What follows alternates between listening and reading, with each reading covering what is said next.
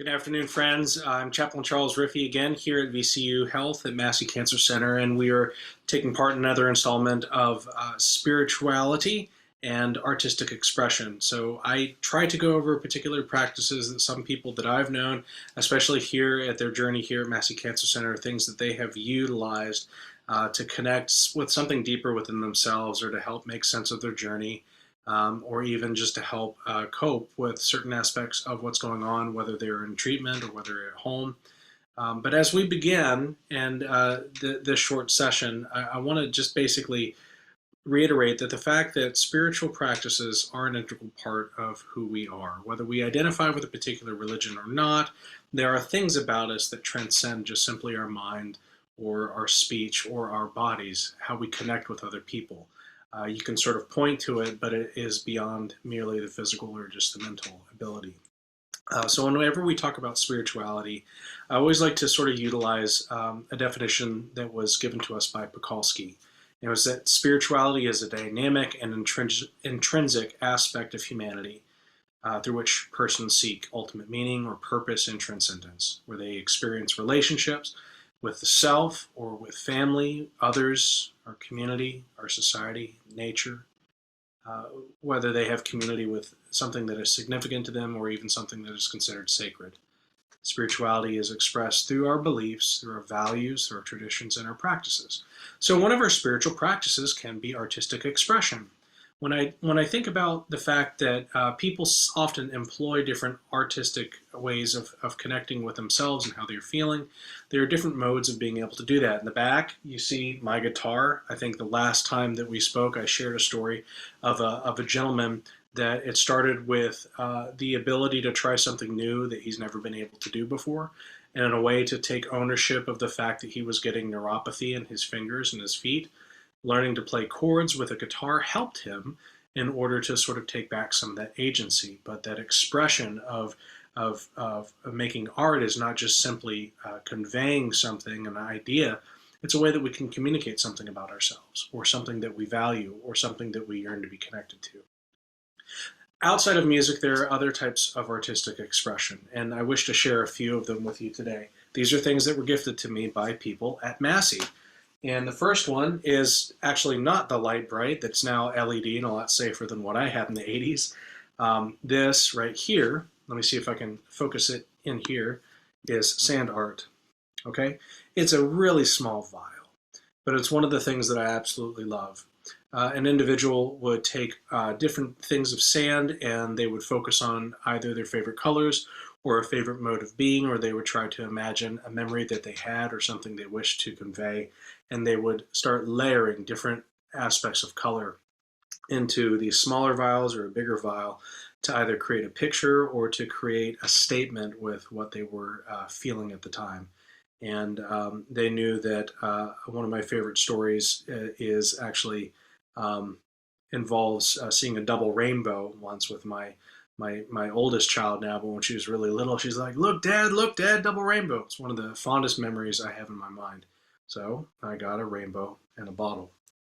This reminds me of actually a Tibetan Buddhist practice with mandala sand, a sand project where individuals, monks in particular, would think of this huge, vast picture in mind, this mandala, that would then be traced and then memorized in their mind. And you would have countless individuals spending days, if not weeks, placing individual grains of sand, millions of grains of sand onto the floor to create this picture. And to signify its completion, what do? They sweep it up and get rid of it. And the mindfulness and connection that they make during that time speaks a lot to trying not to be overly focused on things that ultimately are transient and that can easily be taken away, but that beauty and connection with great intentionality can take place in almost any setting, even if something as small and as pure as using a grain of sand, colored sand or regular beach sand that you might find. Another aspect was whenever I had somebody around the holidays, Christmas time, they made lots of different snowflakes, and they cut a lot of snowflakes out for the people that represented members of their team at Massey Cancer Center. And it was a way for them to say, even if I don't say it, and even if we don't know each other's stories very deeply, know that part of my identity is in love. It is unique, like a snowflake, and it is given to you. I offer this to you.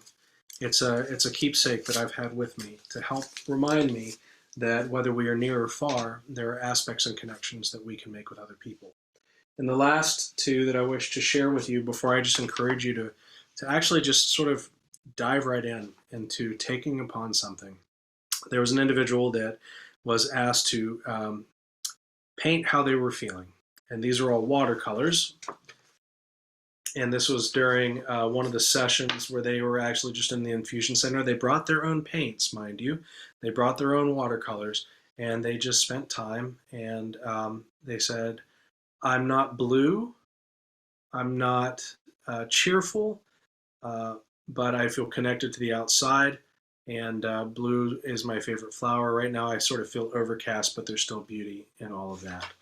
And this was gifted to me, which I was very happy to receive. And the last one, which I think is really creative, was not done during an infusion trip, but it was to paint their dream vacation, a place where they can close their eyes and say, where do I feel at most at peace? Where do I feel that I experience the sacred? And I can see life like it's a child's eyes seeing something beautiful for the first time. So you see a beach scene. This is watercolors and I believe pastels. So they brought their A game here, and I can paint by number. But these are people that were able to create something. And the impetus for doing that was for a myriad of reasons. And a lot of that can be just in order to connect with somebody's values.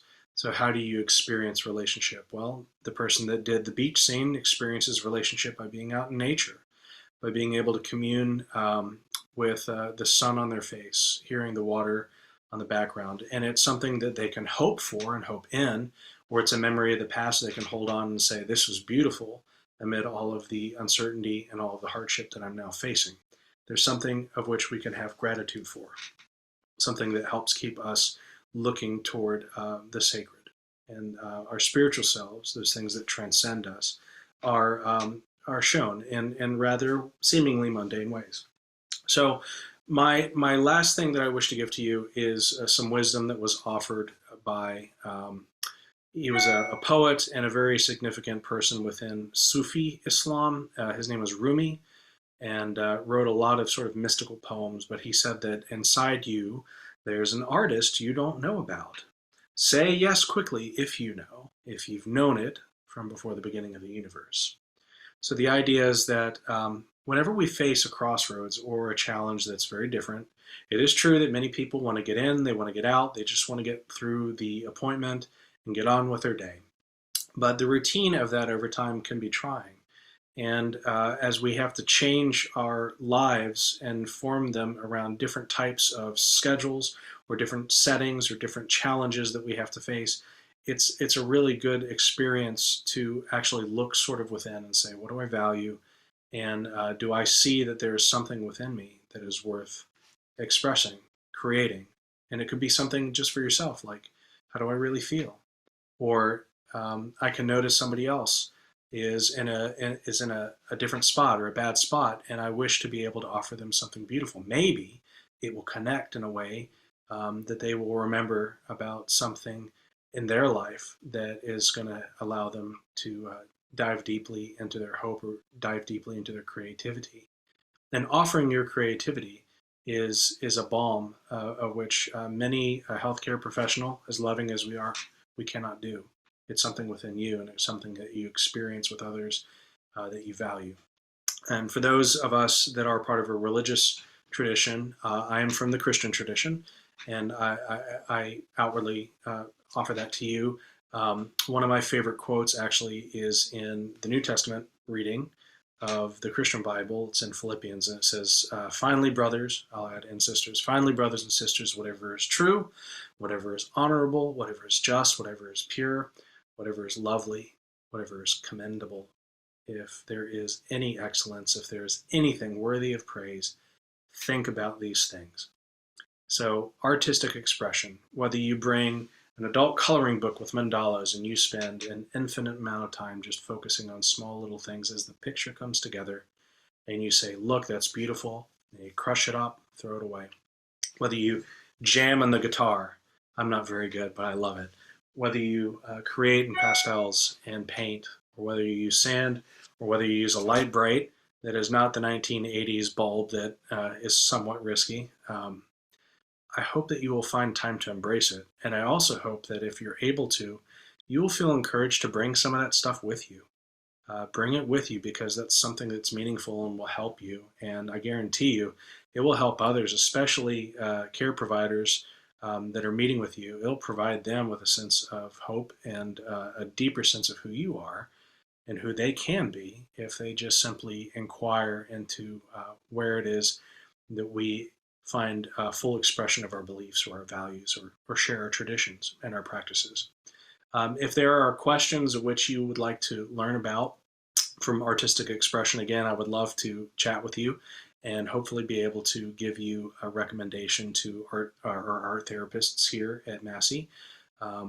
But there's also ways that I can connect and try to bring you some supplies as well. It could be, I can't do clay or Play-Doh, although that's a lot of fun to be able to actually use your hands and create something, especially utilize it like, how do you feel? Show me in clay.